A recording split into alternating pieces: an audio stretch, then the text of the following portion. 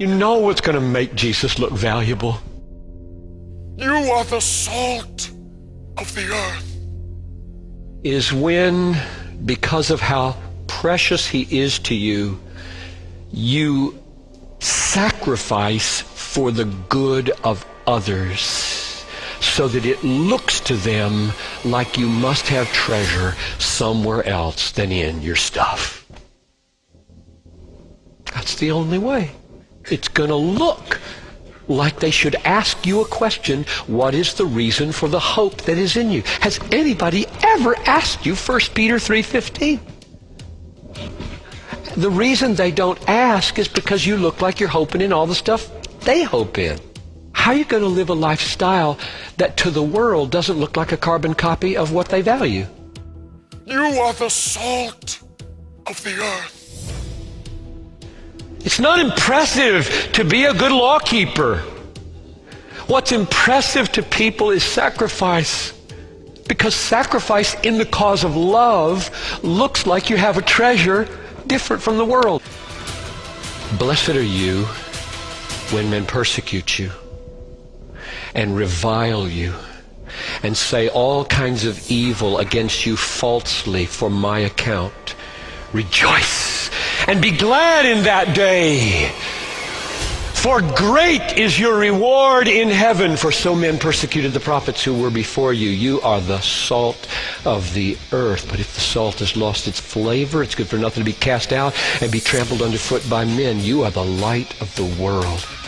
Now, in that train of thought, what's the light and the salt?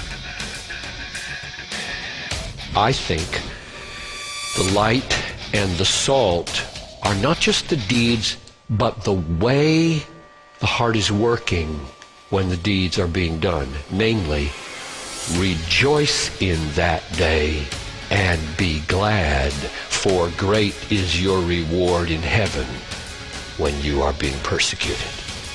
I'll tell you what shines in the world. You're being beat up by circumstances, disease, job situation, beat up by people who don't understand you, don't care about you, don't like you, beat up in a marriage, beat up by kids who are walking away from Jesus, beat up in a church where people don't trust you anymore, beat up. And because you see the reward, who is Jesus, and the joy set before you, you don't murmur. You don't grumble. You don't criticize and do vengeance.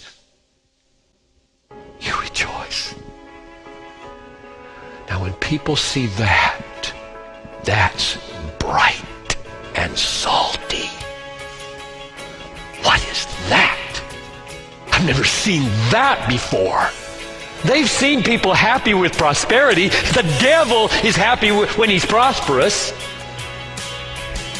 But the devil is not happy when he's sacrificing because he's being beat up.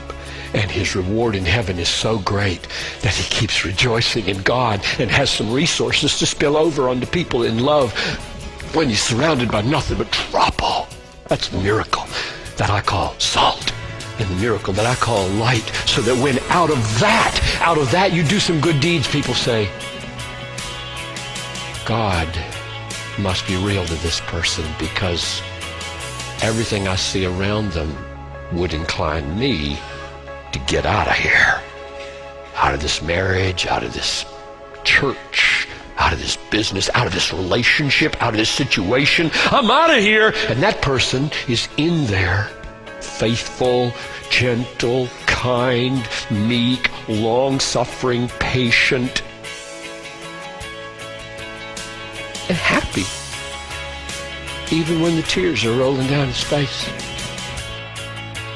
You are the salt of the earth. The key to living an unwasted life, a life that counts, is doing the kinds of deeds, and oh, there are 10,000 of them,